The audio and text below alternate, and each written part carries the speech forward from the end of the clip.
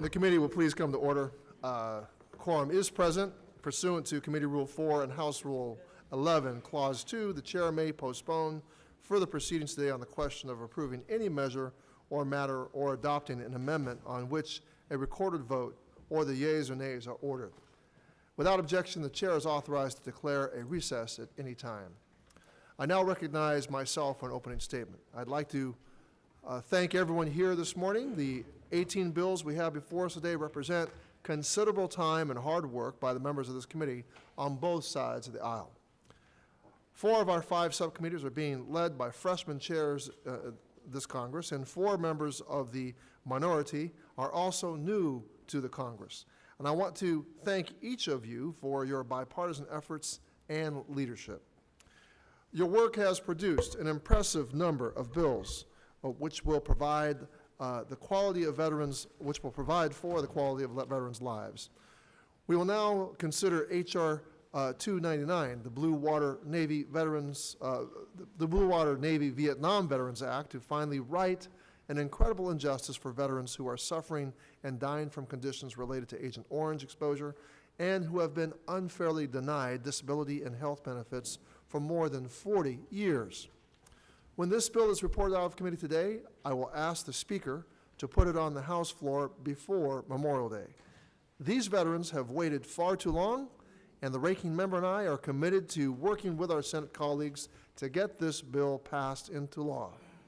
As I said last week, if I have to stand in the Senate gallery every day until this bill is passed, I will.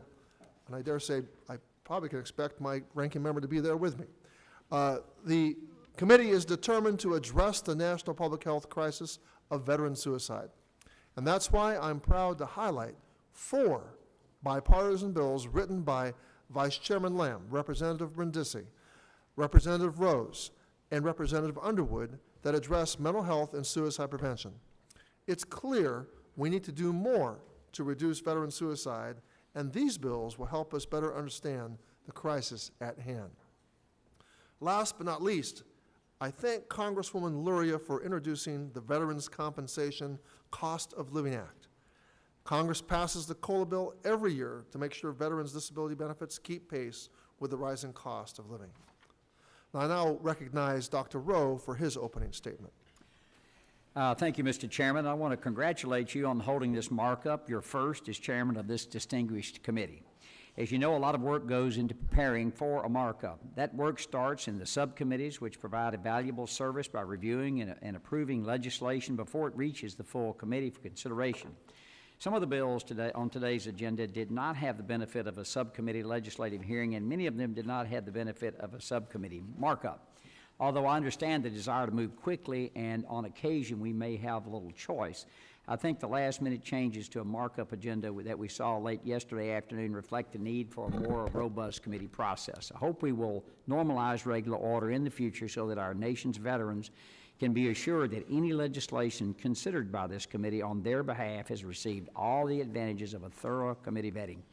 I also hope that as we move forward, we can have the difficult but important discussion as a committee about how to offset bills that will result in increases to discretionary spending. Several of the bills on today's agenda have preliminary scores from the Congressional Budget Office that include millions of dollars in discretionary spending costs. I understand that while House pay-go rules require offsets for mandatory spending, there is currently no requirement in the House to offset discretionary spending.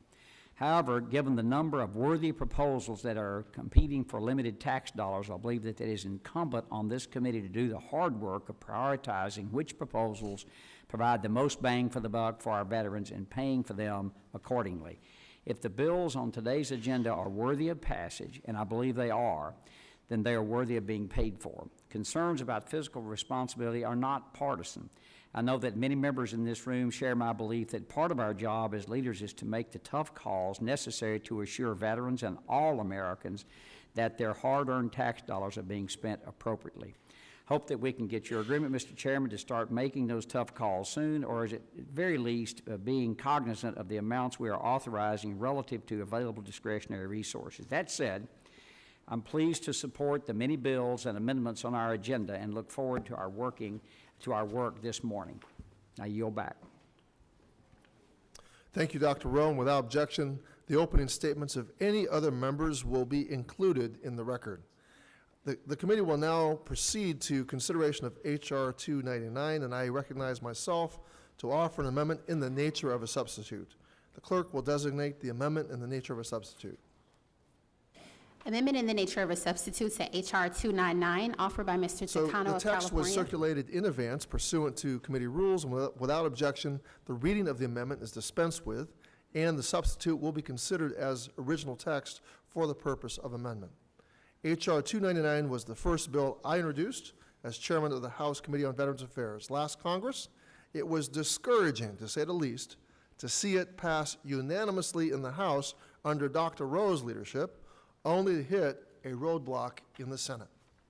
Now, I'm pleased that Ranking Member Rowe shares my commitment to getting it passed into law this Congress, which is why we are marking up an amendment in the nature of a substitute to H.R. 299, reflecting the Federal Circuit Court's decision in Procopio versus Wilkie. That case reversed VA's 1997 decision to deny the presumption of Agent Orange exposure to veterans who served in the offshore waters of Vietnam. Procopio was a huge step forward, but we need to ensure blue water veterans are protected in the event Procopio is appealed to the Supreme Court and overturned. Even though Secretary Wilkie has recommended against an appeal, the Justice Department has yet to make a decision. And that's why Ranking Member Rowe and I worked together with veteran service organizations on this legislation to establish, without a doubt, that blue water Navy veterans are entitled to this presumption. Just last week at our legislative hearing, the VFW, DAV, and the American Legion, and Vietnam Veterans of America all testified that this legislation was the top priority for their members.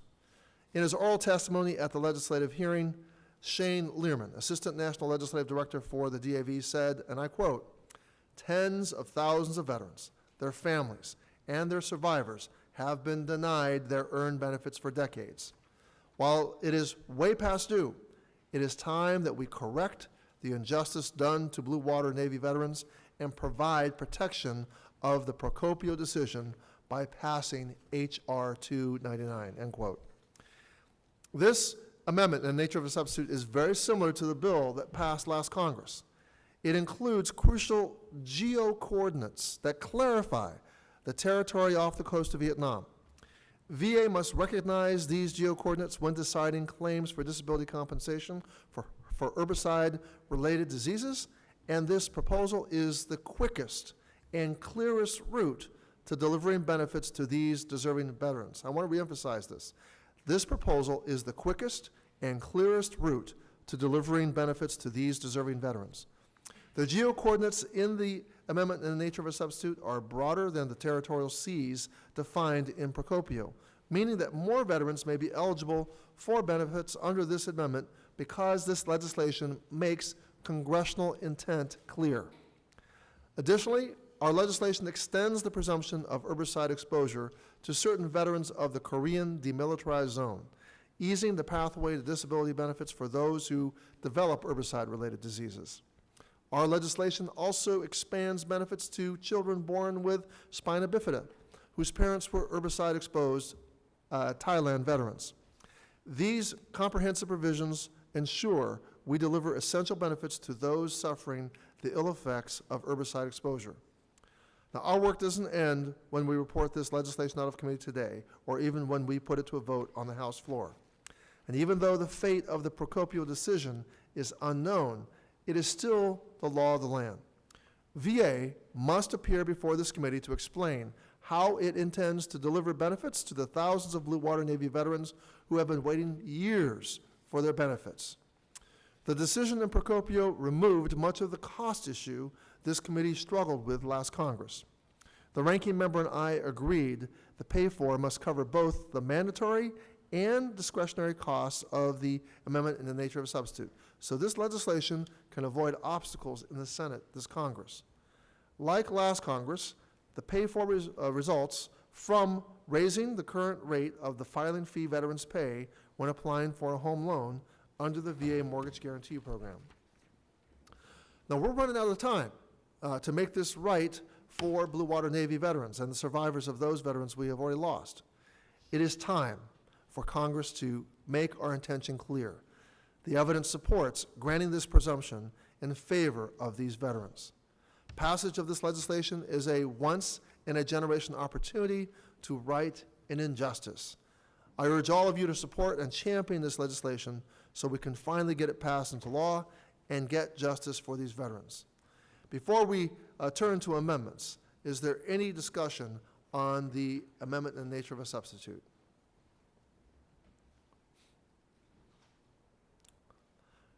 Seeing none, the amendment in the nature of a substitute shall now be considered as read for amendment and open for amendment at any point. Mr. Chairman, I have an amendment to the amendment in the nature of a substitute at the desk. The clerk will report the amendment. Amendment to the amendment in the nature of a substitute to H.R. 299, offered by Mr. Rowe of Tennessee. On page 18, line 15. Without objection, further reading of the amendment will be dispensed with. The gentleman from Tennessee, Dr. Rowe, is recognized for 5 minutes in support of his amendment. Thank you, Mr. Chairman. I strongly support the amendment in the nature of a substitute to H.R. 299, and I want to thank you, Mr. Chairman, for including it on the agenda today. As you know, the House passed H.R. 299 last year by a vote of 382 to 0. Unfortunately, the bill stalled in the Senate. With the recent court decision of Procopio, I'm optimistic that as a nation, we are one step closer to giving Blue Water Navy Vietnam veterans their due. Nevertheless, I believe Congress must act to resolve this issue definitively rather than waiting for the courts. Blue Water Navy Vietnam veterans deserve no less. As I've said before, and will likely never be able to prove with scientific certainty, that the Blue Water Navy Vietnam veterans were exposed to harmful levels of Agent Orange. Given that reality, we owe it to them to stop waiting and to fulfill once and for all our responsibility to ensure that those veterans who were potentially exposed to Agent Orange receive the benefits they have earned. Currently, the Procopio decision is the law of the land, which means that the Blue Water Navy Vietnam veterans are eligible for the presumption of exposure to herbicides.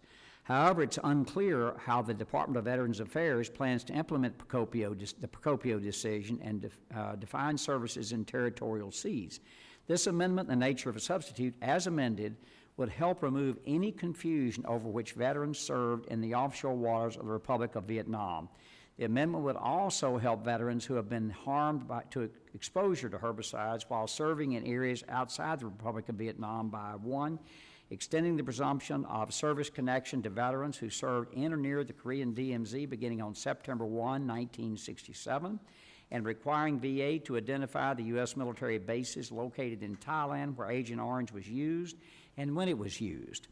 Moreover, the amendment includes a proposal authored by Representative Westerman, which would require VA to provide benefits for children who were born with spina bifida if one or both of their parents may have been exposed to Agent Orange while serving in Thailand, just as VA does for children with spina bifida if their parents served in Vietnam or the Korean DMZ when herbicides were used. Finally, the amendment in the nature of a substitute would make several improvements to the VA home loan program, including changing VA's home appraisal system, expanding the conforming home loan limit to allow veterans to use their earned VA loan benefits in more expensive areas, extending the waiver of home loan funding fees to recipients of the Purple Heart who are still serving on active duty, and temporarily increasing VA's home loan funding fees for non-disabled veterans, which would offset the cost of this bill.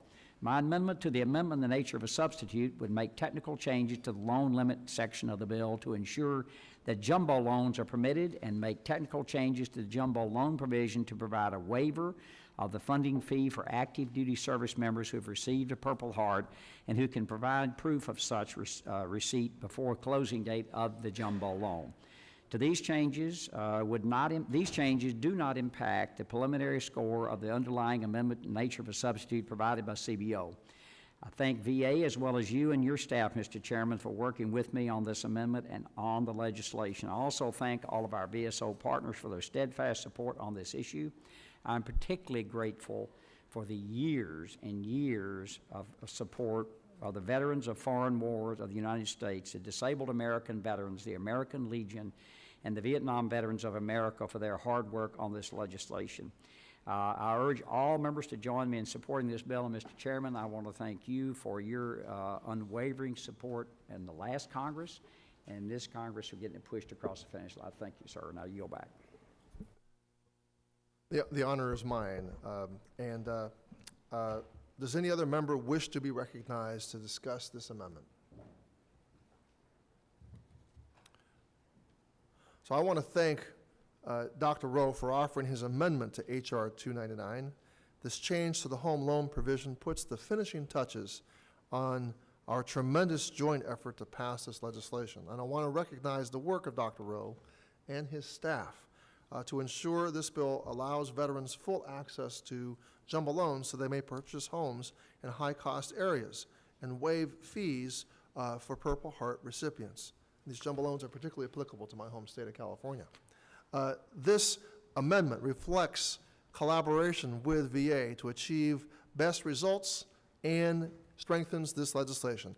I support this amendment so we can get to the Blue Water Navy veterans the benefits they deserve by hopefully clearing any hurdles in the Senate. I urge all of you to vote yes on this amendment. Does any other member wish to be recognized to discuss this amendment? If not, the question is on Dr. Rowe's amendment to the amendment in the nature of a substitute to H.R. 299. All those in favor of the amendment say aye. Aye. Any opposed? In the opinion of the chair, the ayes have it, and the amendment is agreed to. Without objection, the motion to reconsider is laid on the table. The question is now on the amendment in the nature of a substitute to H.R. 299. All those in favor say aye. Aye. Any opposed? In the opinion of the chair, the ayes have it, and the amendment is agreed to. And without objection, the motion to reconsider is laid on the table. The question is now on agreeing to H.R. 299 as amended. All those in favor say aye. Aye. Any opposed? In the opinion of the chair, the ayes have it, and H.R. 299 as amendment is agreed to. And without objection, the motion to reconsider is laid on the table. I now recognize Dr. Rowe for a motion. Mr. Chairman, I move that H.R. 299 as amended be reported favorably to the House of Representatives. All those in favor say aye. Aye. Any opposed? Say no. In the opinion of the chair, the ayes have it, and the motion is agreed to. Without objection, the staff is authorized to make any necessary technical and conforming changes. Mr. Chairman, pursuant to House Rule 11, Clause 2, I give notice of intent to file minority or supplemental or additional or dissenting views. I yield back. So ordered.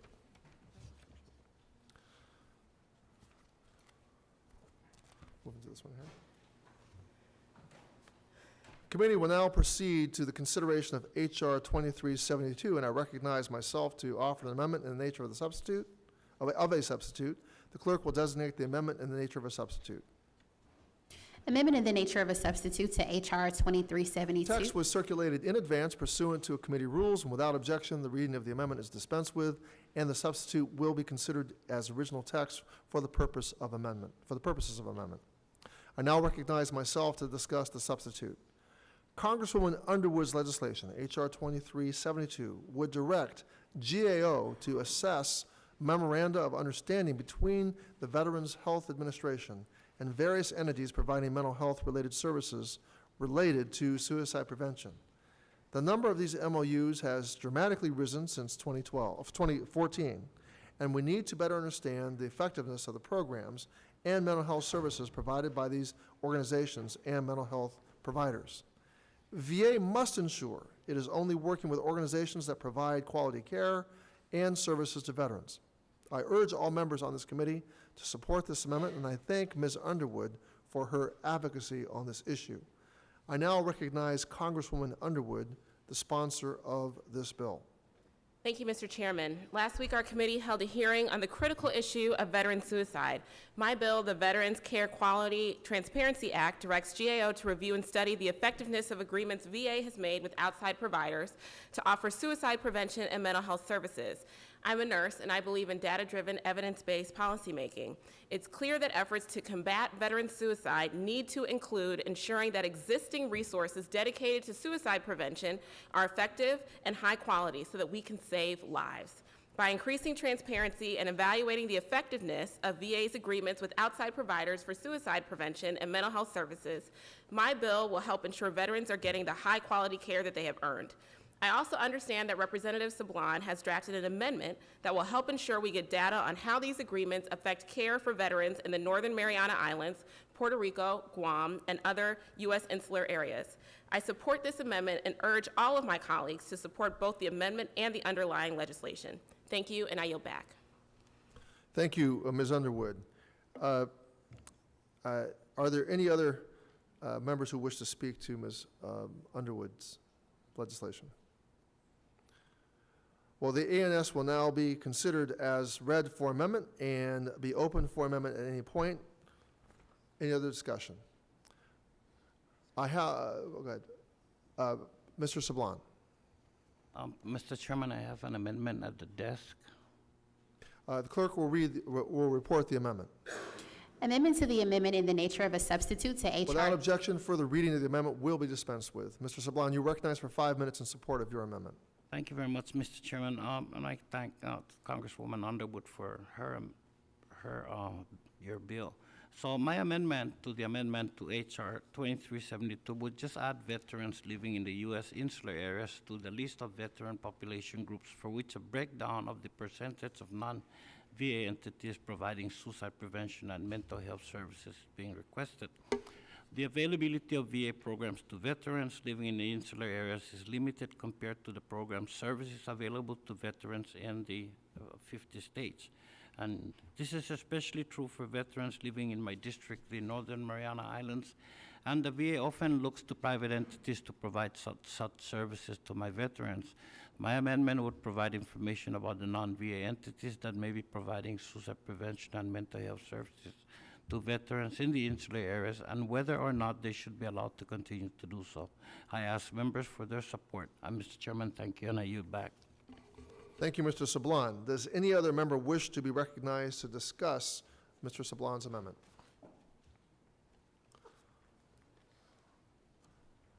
Well, seeing none, I will say that the amendment offered by Representative Sablon to the substitute would require VA to report on which of its memoranda of understandings and agreements were entered into with organizations that serve veterans living in insular areas, including the U.S. territories. These insular areas are generally underserved and would likely benefit from these agreements. For this reason, I thank Representative Sablon for offering this important amendment and urge my colleagues to support it. Is there any further debate on Mr. Sablon's amendment to the amendment in the nature of a substitute? If not, the question is on the amendment to the amendment in the nature of a substitute to H.R. 2372. All those in favor, please say aye. Aye. Any opposed, say no. In the opinion of the chair, the ayes have it, and the amendment is agreed to. Without objection, the motion to reconsider is laid on the table. Is there further debate on the amendment in the nature of a substitute? If not, the question is on the amendment on the nature of a substitute to H.R. 2372. All those in favor, please say aye. Aye. Any opposed, say no. In the opinion of the chair, the ayes have it, and the amendment is agreed to, and without objection, the motion to reconsider is laid on the table. The question is now on agreeing to H.R. 2372 as amended. All those in favor say aye. Aye. All those opposed say no. In the opinion of the chair, the ayes have it, and H.R. 2372 as amended is agreed to, and without objection, the motion to reconsider is laid on the table. I now recognize Ranking Member Rowe for a motion. Thank you, Mr. Chairman. I move that H.R. 2372 as amended be reported favorably to the House of Representatives. All those in favor say aye. Aye. All those opposed say no.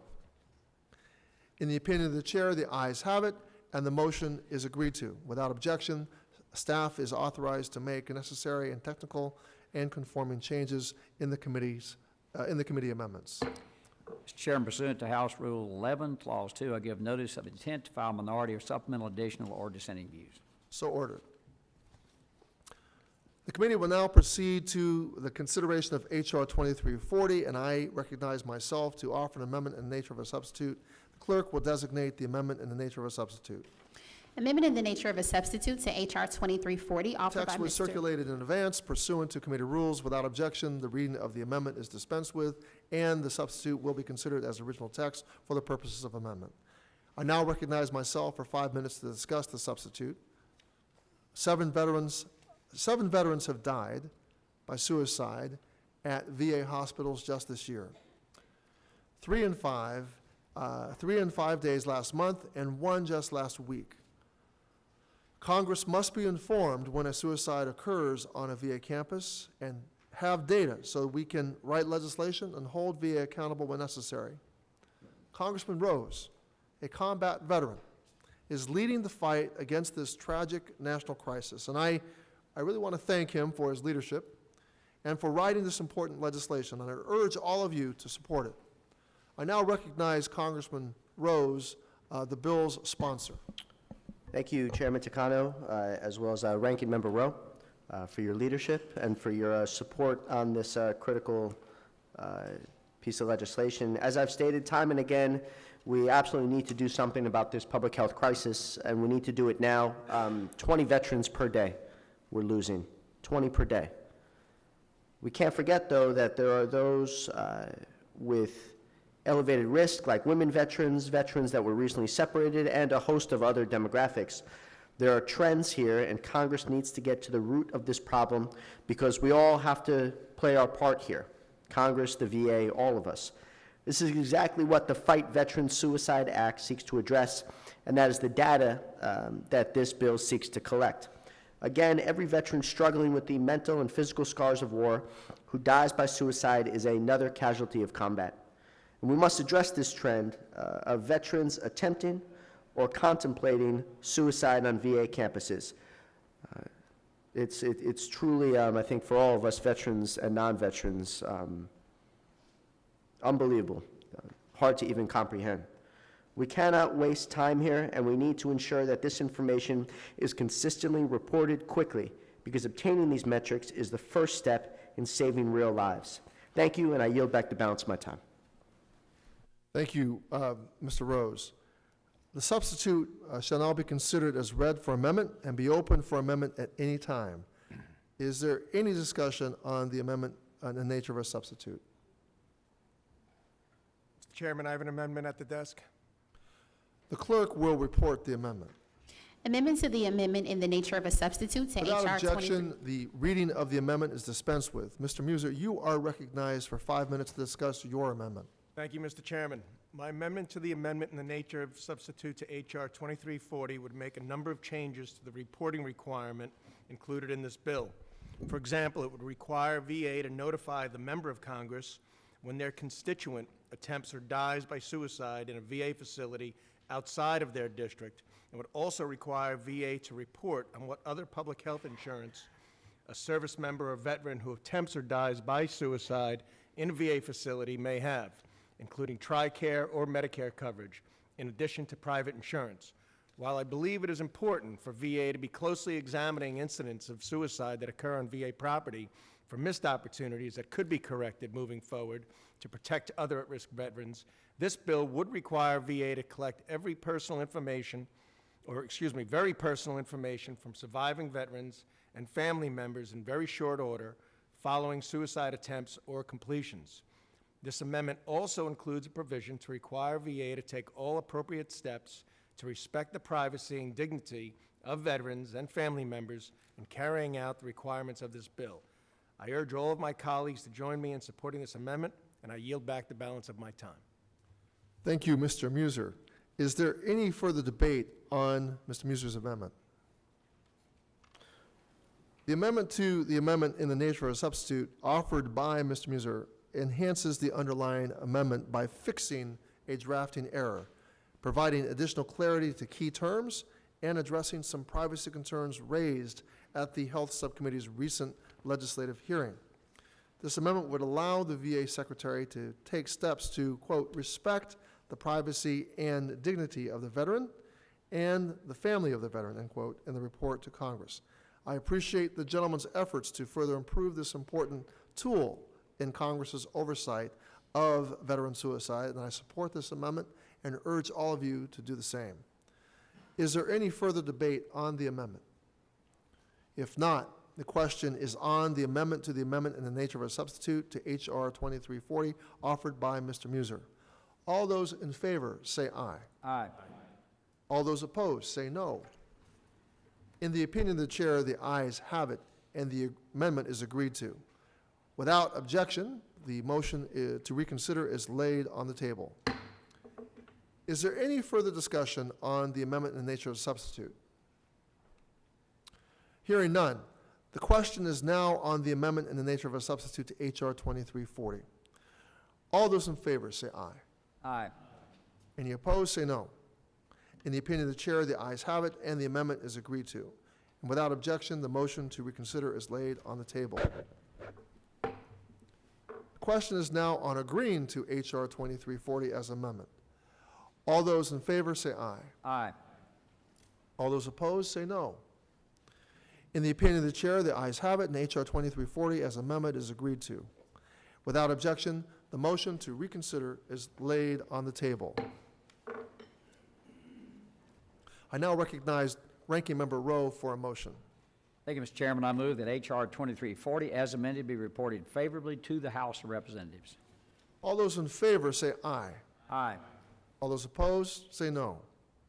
In the opinion of the chair, the ayes have it, and the motion is agreed to. Without objection, the staff is authorized to make any necessary technical and conforming changes to the committee's amendments. Mr. Chairman, pursuant to House Rule 11, Clause 2, I give notice of intent to file minority, supplemental, or additional or dissenting views. So ordered. The committee will now proceed to the consideration of H.R. 2359, and I recognize myself to offer an amendment in the nature of a substitute. The clerk will designate the amendment in the nature of a substitute.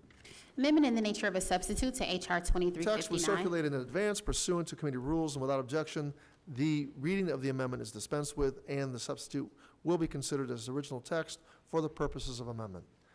I will now recognize myself for 5 minutes to discuss the substitute. Congressman Lamb's, this is Congressman Lamb's legislation, and his legislation would require VA to report to Congress on its whole health initiative. If we're serious about reducing veteran suicide, we must provide veterans access to programs that promote overall mental health and wellness wherever they live. And that's why we need to understand the way in which VA plans to roll out this program in VA hospitals and clinics and advertise the benefits of the program to veterans. I support this amendment and urge all of you to support legislation providing veterans access to clinically effective, evidence-based treatments at VA facilities.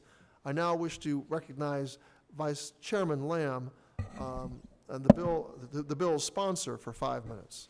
Thank you, Mr. Chairman, and thank you for all those who have cooperated with us on this important bill. Thank you to Mr. Tim Ryan from Ohio, who's not here, for co-sponsoring it along with me and showing a lot of leadership in this area.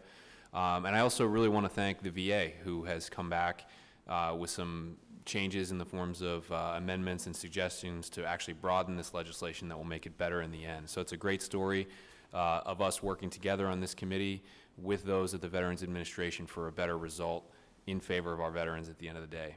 In my mind, the strength of this bill is that it is going to allow us to attract more veterans of all ages and generations into the VA health system. We all know that one of the biggest challenges we have right now with the veteran suicide problem in this country is that a small number of the veterans involved are actually receiving treatment from the VA, and we would like that number to be higher. What the whole health program does, where it exists right now, is it makes veterans want to come to the VA for treatment. And the reason for that is that it gives them a lot of options of both traditional and non-traditional treatments for mental health, for physical health, for diet and nutrition and just overall well-being, and it puts the veteran in control. It says you can choose from this whole menu of options, and if you like the instructor that does acupuncture, you can go to him or her. If you like massage, if you like the nutritional coaching, if you like yoga or Tai Chi, whatever it is, you're in control, you're in the driver's seat. and they form peer groups and they get to know each other. And if you see it in action, it is just a beautiful thing. There is a lot of research backing up why this works, both from a narrow scientific point of view, but also from sort of a psychosocial point of view, that when you put people in control and allow them to have some authority over their own medical decision-making, that in and of itself can help people get better. So I think this really gives us the ability to attract and retain more veterans that need this kind of treatment, and we're doing this the right way. We're going to go out and find out where this is being done right now, what the results are across the VA spectrum, and use that data to figure out how we can strengthen it in an efficient and cost-effective way that benefits the veterans at the end of the day. I'm thankful to have the support of members of both parties for this bill. And Mr. Chairman, I yield back. Thank you, Mr. Lamb. Before we turn to amendments, is there any discussion on the substitute? The amendment in the nature of a substitute, am I right? Yeah, the amendment in the nature of a substitute shall now be considered as read for amendment and open for amendment at any point. Mr. Sablon. Thank you very much, Mr. Chairman. I have an amendment at the desk. The clerk will report the amendment. Amendment to the amendment in the nature of a substitute to Without HR objection, 23. for the reading of the amendment will be dispensed with. Mr. Sablon, you are recognized for 5 minutes in support of your amendment. Thank you very much, Mr. Chairman. Before I discuss, I want to recognize also the leadership and the cooperation between you and the ranking member and the members here. I appreciate that. My amendment to the amendment to HR 2359 directs the VA Secretary to provide a plan to provide the services listed in the bill to veterans living in the geographic area without a CBOC, medical center, vet center, or community living center. My district, the Northern Mariana Islands, is the only U.S. area without any of these facilities, and I will continue in every opportunity to continue to highlight this. So, and while the bill is asking for analysis of the accessibility and availability of the services at specific VA facilities, I want the VA to begin thinking about how to provide these services to veterans in my district now, rather than as an afterthought in the future. Rather than saying these options are available to you, I want the VA to say, look, we're going to provide you services, and so the options we have would be available to you. So the VA often fails to remember the veterans in our district, and so the disparity in availability and accessibility of VA benefits and services to Mariana's veterans continue to grow in comparison to veterans in the States and even in other insular areas. So my language is a reminder to the VA of their duty to serve all veterans. I ask all members for their support, and Mr. Chairman, thank you, and I yield back. Thank you, Mr. Sablon. Does any other member wish to be recognized to discuss the amendment? I just want to say the amendment offered by Mr. Sablon requires VA as part of its overall report on the accessibility of components of the whole health program, to submit a plan on how the agency intends to deliver the various components of the program to veterans living in areas without access to VA facilities. This amendment would ensure that veterans without access to brick-and-mortar VA facilities, such as those veterans living in a territory or in a highly rural location, are able to access whole health services. Now, many of these services may be found in the community or offered via telehealth technology. As VA introduces this program to its facilities nationwide, it should explore ways to deliver these services to veterans who are without access to VA facilities. I support this amendment, and I urge each of you to support it. Is there any further debate on the Sablon amendment to the amendment in the nature of a substitute? If not, the question is on the Sablon amendment to the amendment in the nature of a substitute to HR 2359. All those in favor, please say aye. Aye. Any opposed, say no.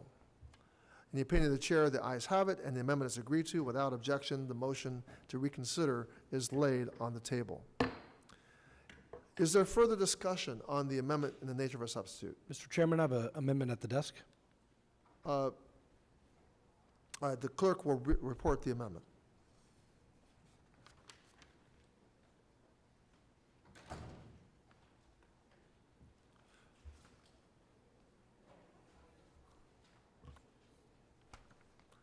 Amendment to the amendment in the nature of a substitute to Without HR. objection, further reading of the amendment will be dispensed with. Mr. Barr, you are recognized for 5 minutes in support of your amendment. Thank you, Mr. Chairman, and I want to commend my colleague, Mr. Lamb, for his bill that would allow us to get a more comprehensive look at the VA's whole health initiative. And we all share the concern of the 20 veteran suicides every single day, and we want to evaluate all kinds of ways in which we can help veterans who are struggling with post-traumatic stress. In a time when many veterans are growing wary of prescription drugs and opioids for treatment, services such as massage, acupuncture, Tai Chi, other forms of therapy are growing in popularity for good reason for our veterans. It's also why I have introduced this amendment, which would add equine-assisted therapy to the list of services provided by the VA to be studied. After hearing VA officials and VSOs testify before this committee on the benefits of equine-assisted therapy, I look forward to supporting this legislation and receiving a report on its benefits to veterans. And some work has already been done, Mr. Chairman, on equine-assisted therapy. According to the Journal of the American Medical Association, equine therapy and animal-assisted therapy has shown to be an effective method in treating patients, including combat veterans with PTSD, depression, anxiety, attention deficit hyperactivity disorder, conduct disorders, and other chronic mental illnesses. So there's evidence to back this up. I've seen this personally in my own district, which we affectionately know as the horse capital of the world, where combat veterans have worked with various nonprofits and programs. And I can just tell you from personal experience, it presents a tremendous opportunity, an alternative to look at whole health, a holistic approach that Mr. Lamb is leading on. And we want to get the VA to evaluate the efficacy of equine-assisted therapy so that we can have these alternatives available to our veterans so that we can, again, provide every avenue away from those suicidal tendencies. So with that, Mr. Chairman, I appreciate you entertaining the amendment, and I yield back. Thank you, Mr. Barr. Does any other member wish to be recognized to discuss this amendment? Mr. Chairman? Dr. Go, Dr. Rowe. I just wonder if Representative Barr would probably have maximum securities owner as the first person that uses this one. Well, the ranking member would like to know that Maximum Security's racing career is not over, and that the Kentucky stewards made the right call. We want safety for our equine and human athletes in the Kentucky Derby. I yield back. Thank you. Chairman. Mr. Allred. Yeah. Thank you, Mr. Chairman. I just want to commend Mr. Barr for this amendment and Mr. Lamb for his leadership here. We have an equine therapy provider in Dallas called eQuest that I visited. It's run by a former Navy fighter pilot named Jeff Hensley, who's a good friend of mine, and I've seen their results, and I think this is an excellent amendment. I want to commend the gentleman for his amendment. Anyone else? Let me just say that Riverside County in my own district is home to many horse properties and horses, and I actually visited a constituent who does provide this therapy. So I am also interested and thankful for your amendment. Does any other member wish to be recognized to discuss the amendment? The amendment by Representative Barr would add equine therapy to the list of whole health components. So integrated health options often can be limited to yoga, meditation, or Tai Chi. However, by highlighting equine therapy, the amendment by Representative Barr brings attention to forms of integrated health options such as animal therapy, agritherapy, and outdoor sports therapy. These types of therapies are particularly well received and more readily available in rural communities. And for this reason, I support Representative Barr's amendment and urge my colleagues to do the same. Is there further debate on Mr. Barr's amendment to the amendment in the nature of a substitute? If not, the question on the amendment to the amendment in the nature of a substitute to H.R. 2359. All those in favor say aye. Aye. Any opposed? Say no. In the opinion of the chair, the ayes have it, and the amendment is agreed to. And without objection, the motion to reconsider is laid on the table. The question is now on the amendment in the nature of a substitute to H.R. 2359. All those in favor say aye. Aye. Any opposed? Say no. In the opinion of the chair, the ayes have it, and the amendment is agreed to, and without objection, the motion to reconsider is laid on the table. Question is now on agreeing to H.R. 2359 as amended. All those in favor, say aye. Aye. Any opposed, say no. In the opinion of the chair, the ayes have it, and H.R. 2359 as amendment is agreed to, and without objection, the motion to reconsider is laid on the table. I now recognize Ranking Member Rowe for a motion. Mr. Chairman, I move that H.R. 2359 as amended be reported favorably to the House of Representatives. All those in favor, say aye. Aye. Any opposed, say no. In the opinion of the chair, the ayes have it, and the motion is agreed to. And without objection, the staff is authorized to make necessary and technical and conforming changes in the committee amendments. Mr. Chairman, pursuant to House Rule 11, Clause 2, I give notice of intent to file minority of supplemental, additional, or dissenting views. So ordered. I now call up H.R. 1947. H.R. 1947, a bill to amend Title Text was 38. circulated in advance pursuant to committee rules. Without objection, the first reading is dispensed with. Before we turn to amendments, is there any discussion on the bill? Mr. Chairman, I have an amendment at the desk. Dr. Rowe, you're recognized. Actually, no, the amendment, yeah, we need to read the amendment. We need to read the amendment. The clerk will read the amendment. Amendment in the nature of a substitute to H.R. 1947, offered by Mr. Rowe of Tennessee. Strike after Without all. objection, further reading of the substitute or the amendment will be dispensed with. Dr. Rowe, you are recognized for 5 minutes to speak to your amendment. Thank you, Mr. Chairman. My amendment in the nature of a substitute to H.R. 1947 will authorize funds transferred to VA nonprofit research and education corporations to be used to support research without regard to fiscal year limitations.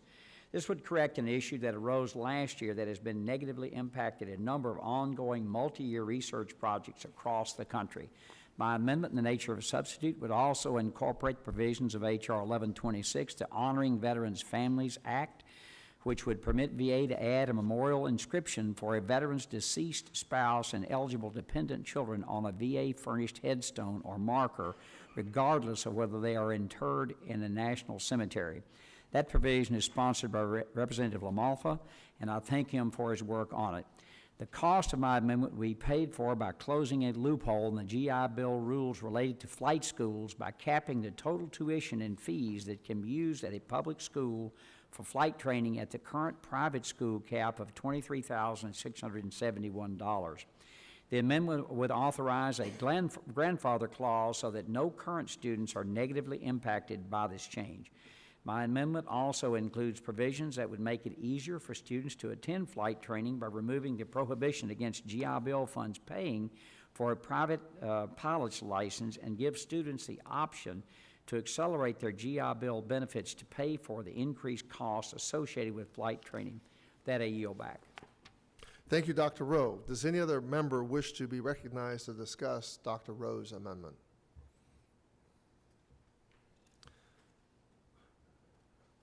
Is there any further debate on the substitute? So I fully support the amendment in the nature of substitute to H.R. 1947 offered by the ranking member, Dr. Rowe. All of these provisions are meaningful reforms to existing programs. First, the amendment in nature of substitute closes a loophole that has prohibited other federal agencies from transferring money to VA for the purposes of joint multi-year research initiatives, limiting important collaboration between agencies. Veterans benefit when VA partners with other federal agencies to research and develop treatments for conditions prevalent in the veteran population.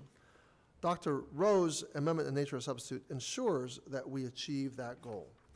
Secondly, the amendment in the nature of a substitute includes the language of a bill sponsored by Mr. LaMalfa that authorizes the VA secretary to replace a veteran's government-furnished headstone or marker in a non-VA cemetery and add an inscription for a deceased spouse or child following their deaths. Every veteran deserves to know that their wish to be remembered in perpetuity alongside their spouses and children will be granted. The same is true for spouses and children who appreciate the reassurance that they too will be memorialized with their veteran spouse or parent. Whether the veteran's choice is to be laid to rest in a national veterans cemetery, a state or tribal cemetery, or in a private cemetery, this amendment provides a guarantee that those wishes will be met. Finally, the amendment in nature substitute to H.R. 1947 makes important improvements to flight training programs paid for by the GI Bill. It closes a loophole that allows public flight schools to charge excessive fees to veteran students to obtain private pilot licenses. The amendment in the nature of a substitute would cap public flight schools to match the benefits allocated to private schools. It also allows students to accelerate their schooling to use 36 months of total GI Bill benefits in an 18-month period. Again, I support this amendment in the nature of a substitute and ask my colleagues to do the same. Is there further discussion on Dr. Rowe's amendment in the nature of a substitute? Is there further debate on the substitute? And if not, the question is on agreeing to the amendment in the nature of a substitute to H.R. 1947 offered by Dr. Rowe. All those in favor, say aye. Aye. Any opposed, say no. In the opinion of the chair, the ayes have it, and the substitute to H.R. 1947 is agreed to without objection. The motion to reconsider is laid on the table. The question is now on agreeing to H.R. 1947 as amended. All those in favor say aye. Aye. All those opposed say no. In the opinion of the chair, the ayes have it, and H.R. 1947 as amended is agreed to. Without objection, the motion to reconsider is laid on the table. I recognize Dr. Rowe for a motion. Thank you, Mr. Chairman. I move that H.R. 1947 as amended be reported favorably to the House of Representatives. All those in favor say aye. Aye. Any opposed say no. In the opinion of the chair, the ayes have it, and the motion is agreed to. Without objection, the staff is authorized to make necessary technical and conforming changes in the committee's amendments. Mr. Chairman, pursuant to House Rule 11, Clause 2, I give notice of intent to file minority or supplemental, additional, or dissenting views. So ordered. I call up H.R. 1812. H.R. 1812 to amend Title The text 38. was circulated in advance pursuant to committee rules, and without objection, the first reading is dispensed with. The bill will be considered and as read and open to amendment at any point. Dr. Rowe's Vet Center Eligibility Expansion Act is important because it allows members of the National Guard to access mental health services provided at vet centers if they have been activated in response to a national disaster, civil disorder, or for drug interdiction. These assignments can be tough, and we need to support our Guard and Reserve members. I thank the ranking member for his work on this bill, and I urge this committee to support it. Is there any discussion on H.R. 1812? Mr. Sablon. Thank you. Thank you very much, Mr. Chairman. I'd like to thank Mr. Rowe and Mr. Levine for introducing this legislation. Mr. Sablon, do you have an amendment at the desk? I'm sorry, I have an amendment at the desk. The clerk will report the amendment. Amendment to H.R. 1812 offered by Mr. Sablon of the Northern Mariana Islands on page 3. Without objection, further reading of the amendment will be dispensed with. Mr. Sablon, you are recognized for 5 minutes to speak to your amendment. Thank you. Again, my amendment to H.R. 1812 directs the VA Secretary to submit a plan to provide vet center services to veterans living in geographic areas where there is no vet center. And last Congress, we had breakfast with then Secretary Shukin on Valentine's Day, and he agreed to my request that vet center services be made available to the Marianas, and it did start. And but again, and at the risk of sounding like a broken record, my district, the Northern Mariana Islands, is the only U.S. jurisdiction without a vet center. So the Guam Vet Center, in my work with then Secretary Shukin, has been providing limited sporadic services to my veterans for a little over a year, sending at least one staff to Saipan, Rota, or Tinian approximately once a month or every few months. Veterans fortunate enough to be able to meet with Guam Vet Center staff have found the face-to-face interaction much more helpful to them than video conferencing. Recently, several veterans were waiting for their first appointment with the Vet Center staff. An individual accompanying a veteran observed that they all seemed like they just wanted to get their appointment over with. But after each walked out of their session, their expressions had changed. They appeared hopeful. Recently, I learned that Guam Vet Center cannot guarantee regular visits in the future because of their caseload and funding issues. Completely understandable, but what will happen to my veterans? So in the Marianas community, mental health providers are limited, very limited. Those who have expressed interest in working with veterans admit to a heavy private caseload. So the VA often forgets or fails to consider the needs of veterans in my district. My amendment is a reminder that out of sight should not be out of mind. And it calls for the VA for a plan to make much-needed services available to our veterans and their families, no matter where they are within the United States. And so I ask all members to support my amendment. Mr. Chairman, I thank you, and I yield back. Thank you, Mr. Sablan. Does any other member wish to be recognized to discuss Mr. Sablan's amendment? Seeing none, I will say this, that the amendment would require VA to submit a plan within 180 days of enactment to expand access to VA centers in areas where there are currently no vet centers, including the insular territories. Vet centers play an integral role in the delivery of mental health care to veterans who may be uncomfortable in clinical settings. These centers provide marital and educational counseling and even provide a meeting place for veterans to socialize with those that fully understand their sacrifice and service.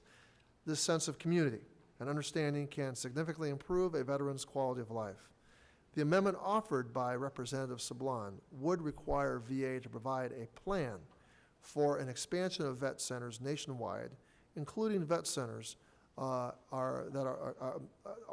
ensuring vet centers are accessible to every veteran, not just those living in highly populated areas. Is there further debate on the amendment? Is there further debate on the amendment? Yeah. Mr. Chairman, thank you. I'd like to Dr. Rowe, you're recognized. thank you. I'm pleased to see my bill, H.R. 1812, the Vet Center Eligibility Expansion Act, on the agenda this morning, despite its exclusion on last week's subcommittee on health legislative hearing agenda. We know that several of the veterans who die by suicide each day are members of the Reserve, the National Guard, or the Coast Guard who never deployed. However, these men and women may have nevertheless served in our country in response to a national emergency, major disaster, civil disorder, or drug interdiction operations. My bill would allow them to seek readjustment counseling at VA vet centers to cope with the after effects of the trauma that they've experienced through such service. I'm hopeful that this will be one small but meaningful step that will help turn the tragic tide of suicide among the military and veteran populations. I thank Congressman Sablan for his thoughtful amendment to this bill, and I urge all members to join me in supporting his amendment and the underlying bill, and I yield back. Thank you, Dr. Rowe. Is there further discussion or debate on Mr. Sablan's amendment? If not, the question is on the Sablan amendment to H.R.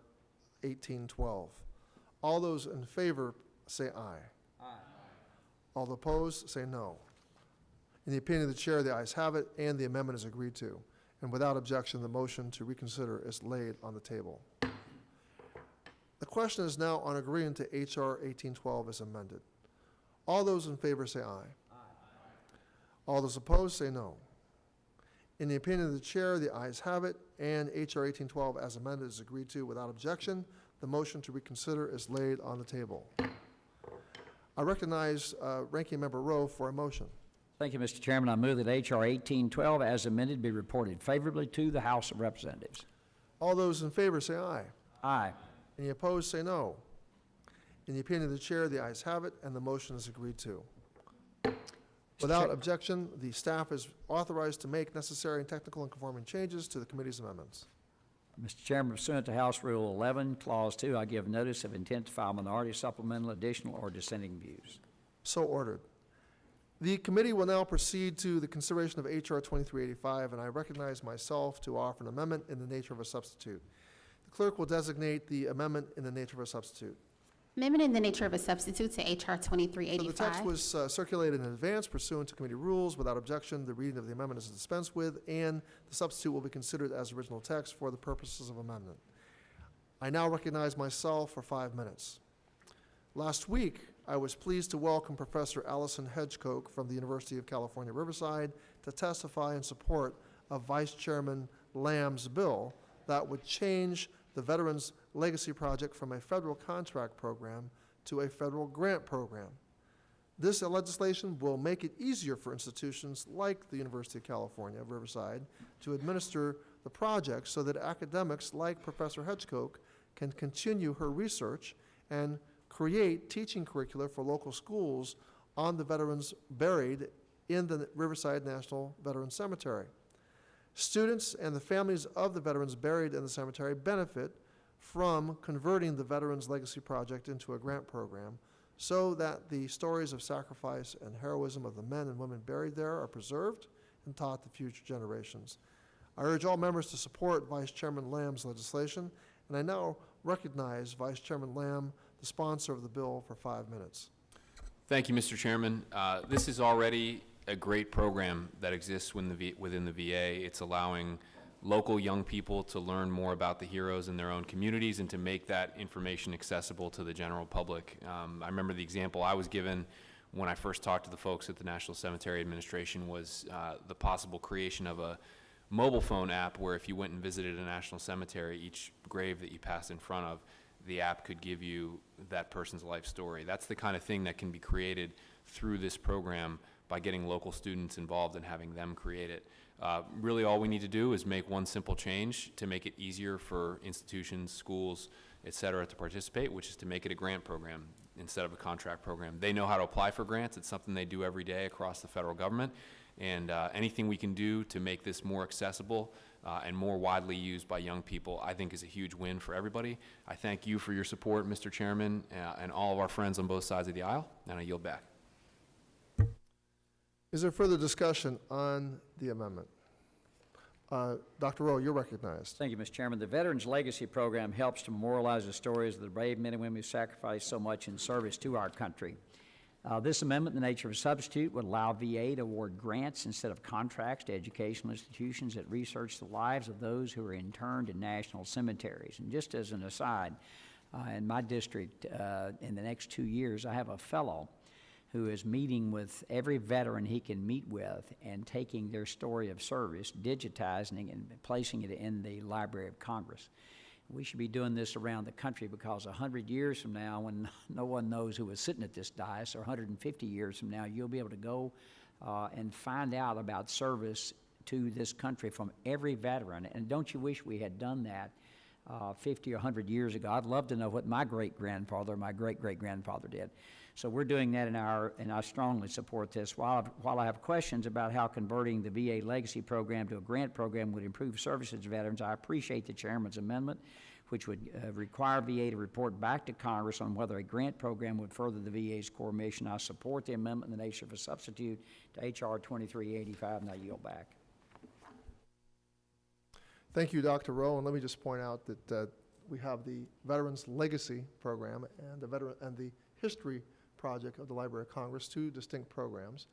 And thank you for mentioning the Veterans History Project of the Library of Congress. I urge every member of this committee to go visit the Library of Congress and to look at the rooms they have available to interview veterans who may be visiting you as constituents. You think of how meaningful it would be for your veteran constituents to be interviewed by you, and for that interview to be placed into the archives of the Library of Congress.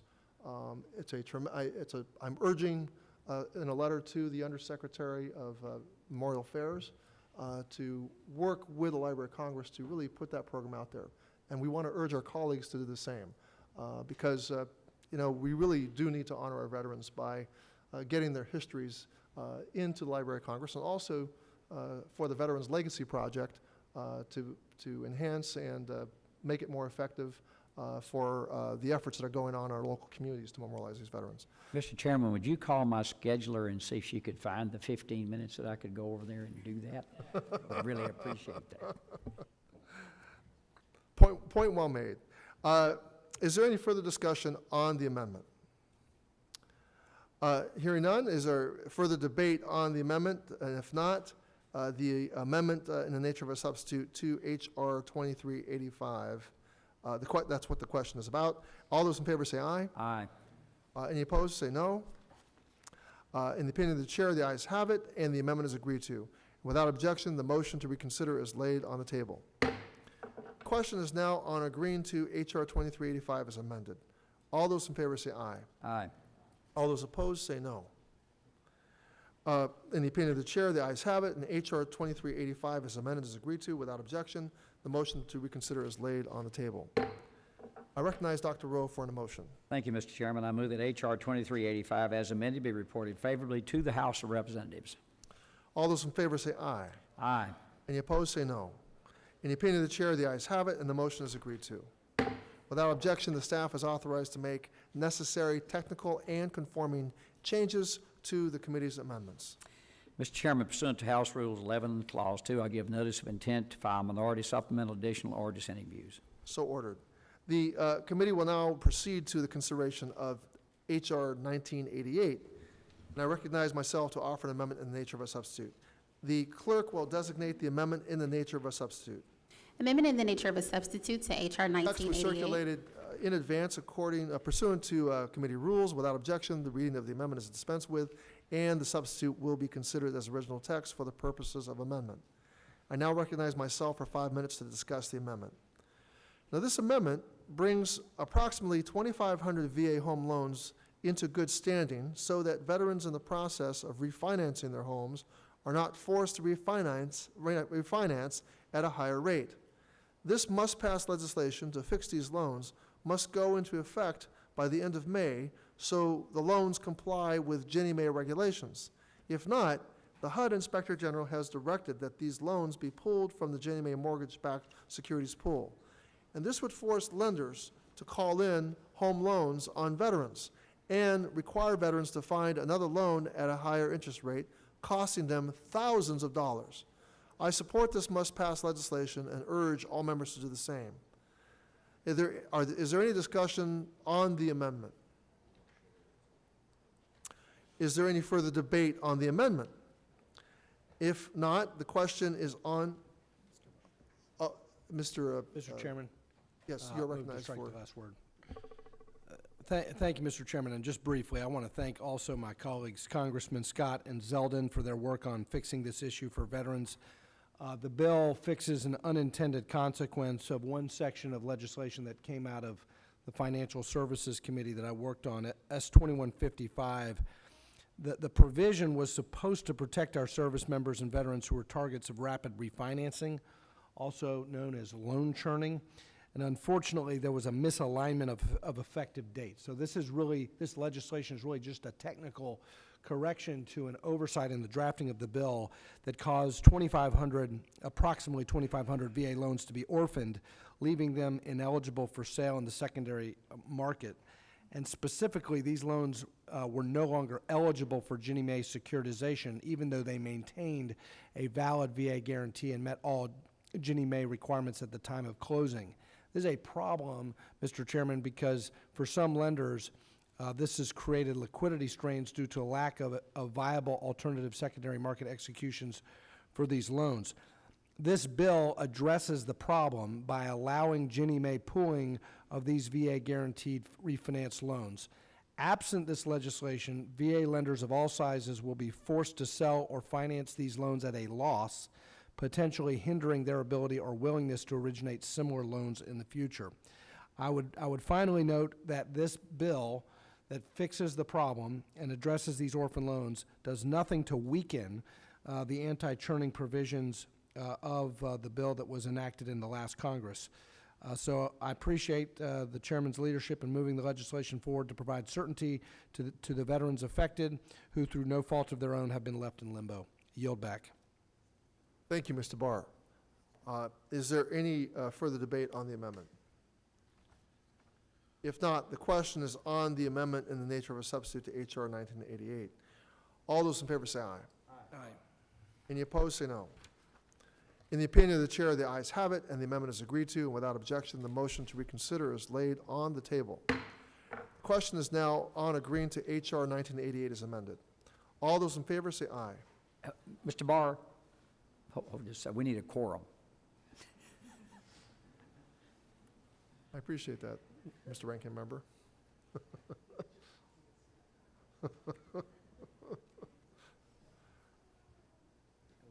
Yes. The question is now on agreeing to H.R. 1988 as amended. All those in favor say aye. Aye. Aye. All those opposed say no. In the opinion of the chair, the ayes have it, and H.R. 1988 as amended is agreed to.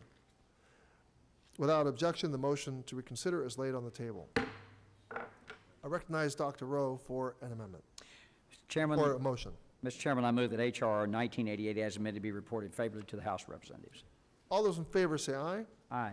Any opposed, say no. In the opinion of the chair, the ayes have it, and the motion is agreed to. Without objection, the staff is authorized to make necessary technical and conforming changes in the committee's amendments.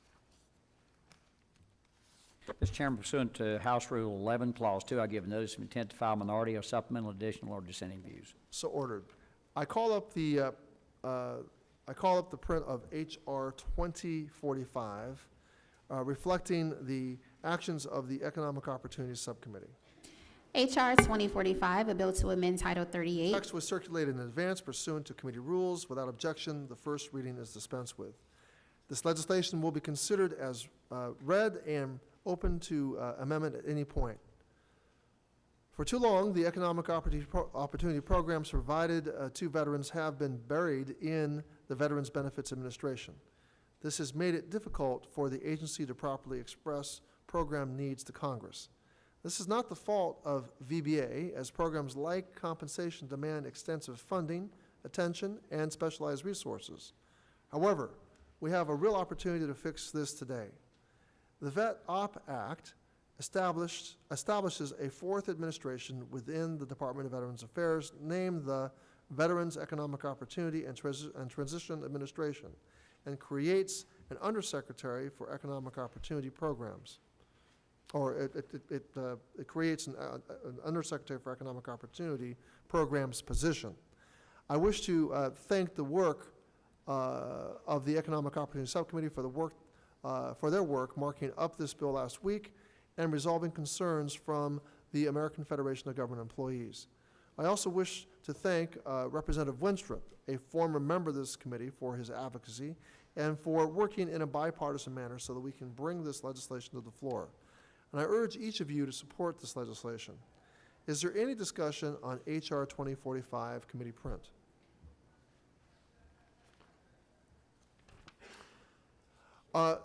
Hearing none, the question is on H.R. 2045 committee print. All those in favor say aye. Aye. Any opposed, say no.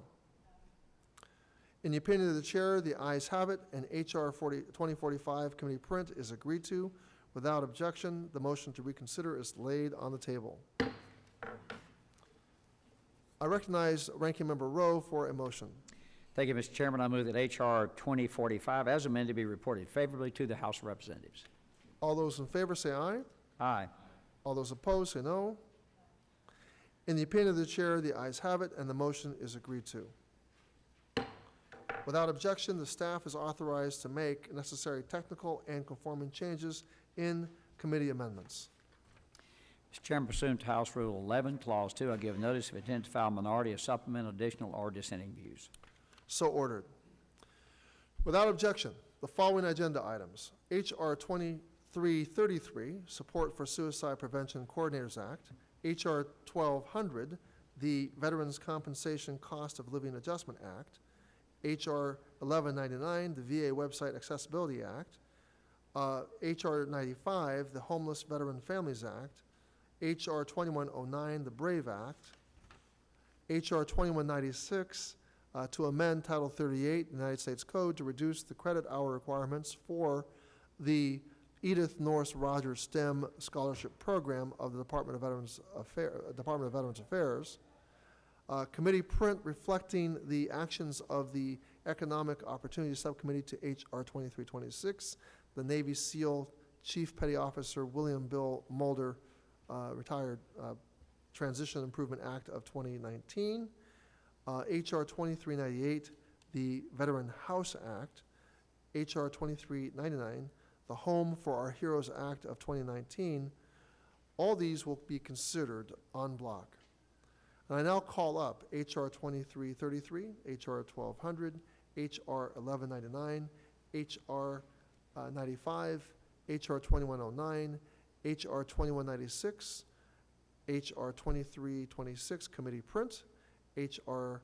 2398, H.R. 2399. The clerk shall report. H.R. 2333, a bill to direct the Comptroller General. Text of the en bloc bills were circulated in advance pursuant to committee rules, and without objection, the first reading is dispensed with. So, I would like to take a moment to express my appreciation for the hard work of our committee members. These bills showcase this committee's successful bipartisan efforts to unearth and remedy the challenges facing our veterans. H.R. 2333, the Support for Suicide Prevention Coordinators Act, offered by Congressman Brindisi, would direct the Comptroller General of the United States to conduct an assessment of the responsibilities, workload, and vacancy rates of VA suicide prevention coordinators. This would better inform Congress of the burden on current suicide prevention coordinators. The Veterans COLA Act authorizes the annual cost of living increase in disability benefits for our veterans. This no-cost legislation provides increases in veterans' benefits that correspond with increases in consumer prices. Preserving the full award of disability benefits protects against gradual siphoning of money out of veterans' pockets and ensures they receive the full amount they are due. H.R. 1199 was introduced by Representative Luria, addresses the need for accessible VA websites for disabled veterans, particularly blind veterans. This bill recognizes the barriers blind veterans face and recognizes the VA and requires the VA Secretary to conduct a study regarding the accessibility of VA websites for individuals with disabilities. The H.R. 95, the Homeless Veteran Families Act, sponsored by Representative Brownlee, supports homeless veterans with children by providing community housing agencies the resources they need to provide services. Our committee remains committed to ending homelessness among our nation's veterans, but this legislation means that no families will fall through the gaps until that happens. We are also considering the BRAVE Act introduced by Representative Rice. When VA establishes long-term contracts with private businesses for medical equipment, supplies, and services, it gives preference for these contracts to veteran-owned small businesses. However, no preference is available to veteran-owned businesses that actively employ veterans. The BRAVE Act is a bipartisan bill that would change that. It allows the VA to consider the proportion of veterans employed by a prospective contractor when awarding federal contracts. And I thank Representative Rice for her work on this legislation. Now, Representative Barr's legislation, H.R. 2196, to amend Title 38, United States Code, to reduce the credit hour requirement for the Edith North Rogers STEM Scholarship Program of the Department of Veterans Affairs, is also included in the en bloc package. Representative Levin's bill, H.R. 2326, the Navy SEAL Chief Petty Officer William Bill Mulder Transition Improvement Act of 2019, is also included. Transition assistance programs are the critical resources we provide service members as they consider their transition into the civilian workforce before they may face hardships in civilian life. That's why I strongly support Representative Levin's legislation, and I urge my colleagues to do the same. From one of our former members, Representative Scott Peters, we have two items on the agenda: H.R. 2398, the Veterans House Act, and H.R. 2399, the Home for Our Heroes Act of 2019. The Veterans House Act makes chronically homeless veterans discharged under conditions other than honorable, OTH, but not dishonorable, eligible for HUD, VASH housing vouchers, and supportive case management. The Home for Our Heroes Act increases congressional oversight of the HUD-VASH vouchers and directs HUD to study the use of HUD-VASH vouchers in high-cost housing markets. Now, I want to thank my colleagues for their work on these bills, and I urge support for the en bloc package. The bills in the en bloc package will be considered as read. Does any member wish to be recognized to discuss the en bloc agenda items? Mr. Biller. Dr. Rowe, would you like to go first? Okay. Thank you, Mr. Chairman. I appreciate it. Go ahead. Is that, okay. Thank you, Mr. Chairman. I appreciate it. I'd like to thank you for including many of my bills, actually many of the bills, the committee bills, and the bills sponsored by the members as well, that we reported out of the Economic Opportunity Subcommittee's markup last week in today's markup. These bills, including the H.R. 2326 to improve the Transition Assistance Program, H.R. 2196, Mr. Barr's bill to fix the STEM Scholarship Program, H.R. 2109, the BRAVE Act, H.R.'s 95, 2398, and 2399 to continue to combat veteran homelessness, all have my strong support. I'm grateful to my friend and subcommittee chairman, Michael Levin. He's done an outstanding job, that we were able to work together on these bills in a bipartisan fashion via regular order. It is important that we continue to work in this fashion in the future. I look forward to supporting this en bloc package, and I yield back the balance of my time. Thank you, Mr. Belarakis. I now recognize Ms. Brownlee. Thank you, Mr. Chairman, for the opportunity to speak about my bill, the Homeless Veteran Families Act, before the full committee today. Since 1994, VA's Homeless Grant and Per Diem program has provided homeless veterans with community-based transitional housing and supportive services.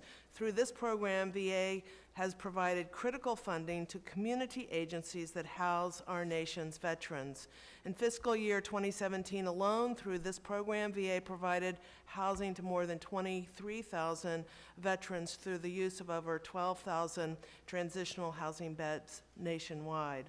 Unfortunately, many homeless veterans with children are unable to obtain transitional housing and support assistance under this program because housing providers only receive payments from the VA for the veteran, not the minor dependent.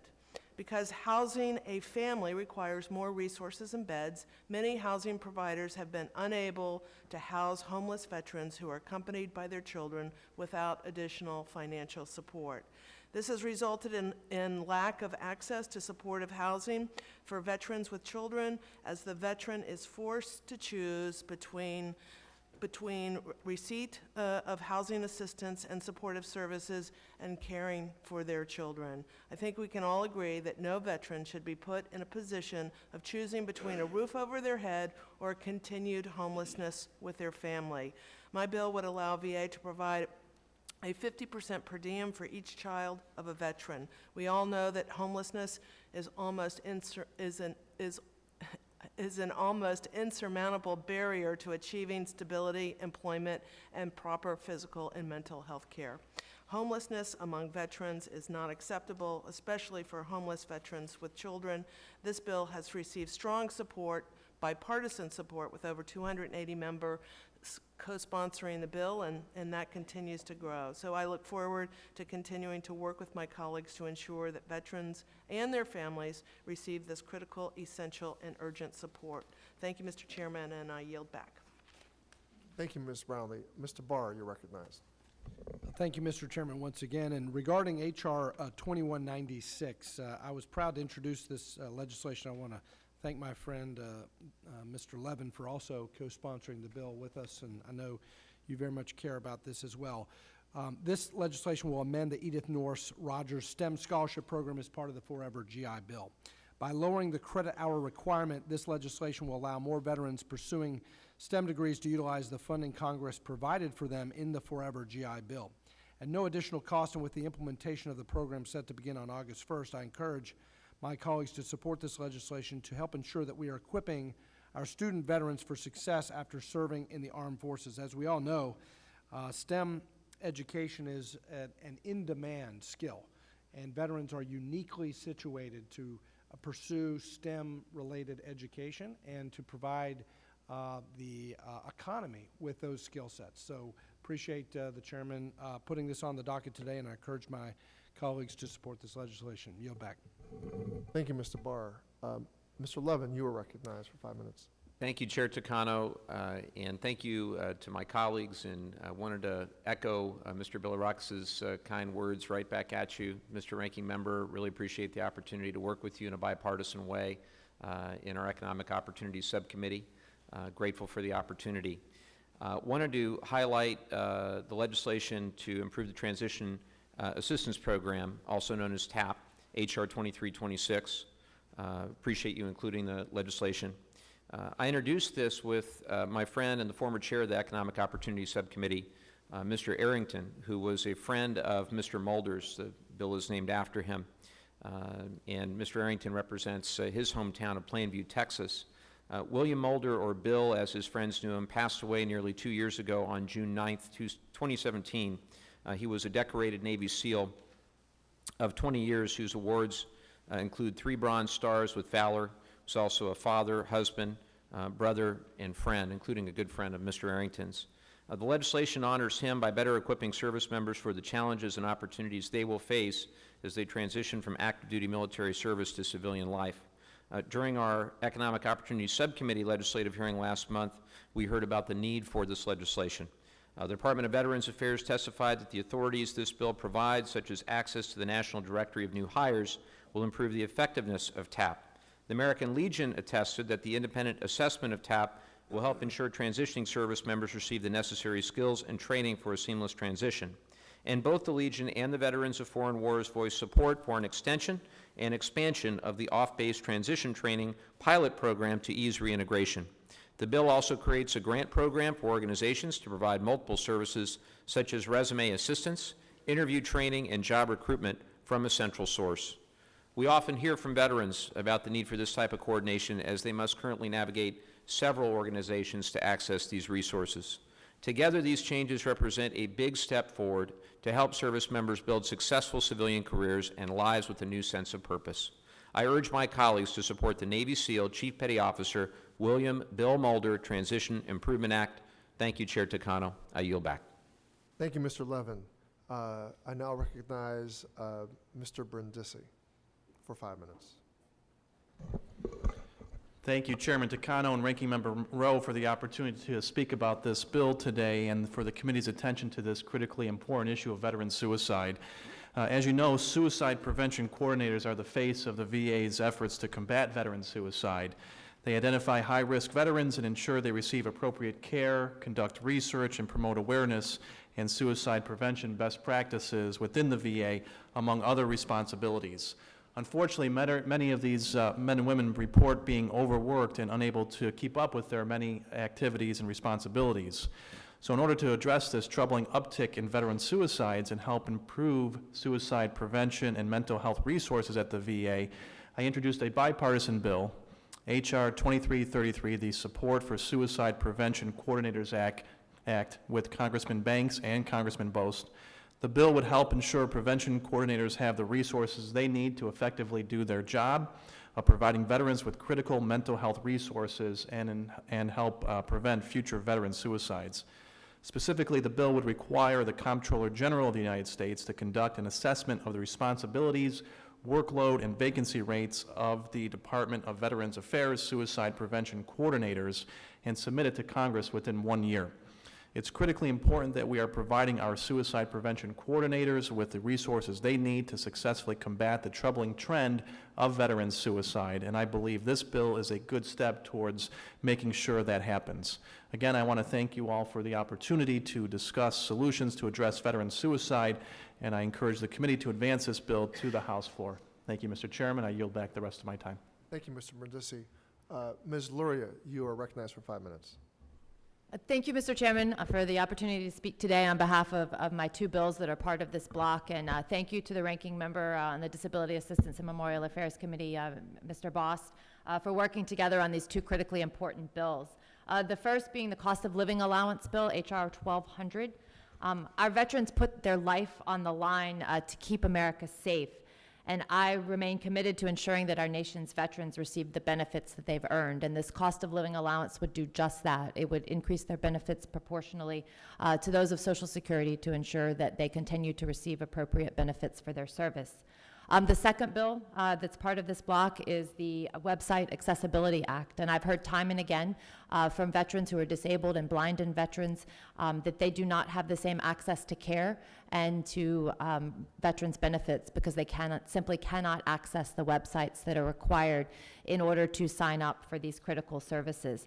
This bill would call for a study within 6 months of which current websites and kiosks at VA facilities are in compliance, and then would require the Secretary of Veterans Affairs to report back and 3 months later about a plan of action to make these accessible to blinded veterans. And I think this is critically important so that all veterans in our community can receive the same standards of care and the same benefits.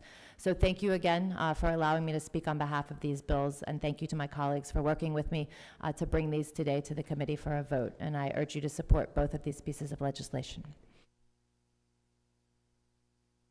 Thank you, Ms. Luria. Is there any further discussion on the on-block agenda items? Hearing no further discussion, the question is on agreeing to H.R. 2333, H.R. 1200, H.R. 1199, H.R. 95, H.R. 2109, H.R. 2196, H.R. 2326 committee print, H.R. 2398, H.R. 2399. All those in favor say aye. Aye. All those opposed say no. In the opinion of the chair, the ayes have it. And H.R. 2333, H.R. 1200, H.R. 1199, H.R. 95, H.R. 2109, H.R. 2196, H.R. 2326 committee print, H.R. 2398, H.R. 2399 are agreed to. Without objection, the motion to reconsider is laid on the table. I recognize Ranking Member Rowe for a motion. Thank you, Mr. Chairman. I move that H.R. 2333, H.R. 1200, H.R. 1199, H.R. 95, H.R. 2109, H.R. 2196, H.R. 2326 as amended, H.R. 2398, and H.R. 2399 be reported favorably to the House of Representatives. All those in favor say aye. Aye. All those opposed say no. In the opinion of the chair, the ayes have it, and the motion is agreed to, and without objection, the staff is authorized to make necessary and technical and conforming changes. Mr. Chairman, pursuant to House Rule 11, Clause 2, I give notice of intent to file minority or supplemental, additional, or dissenting views on these bills. I thank each and every one of you for being here today, and this, is he wanted to go to Ed and Labor or I something? guess we got to go to Ed and Labor. Yeah. That's where he wanted to go. So, Let's go sit down. Ed and Labor.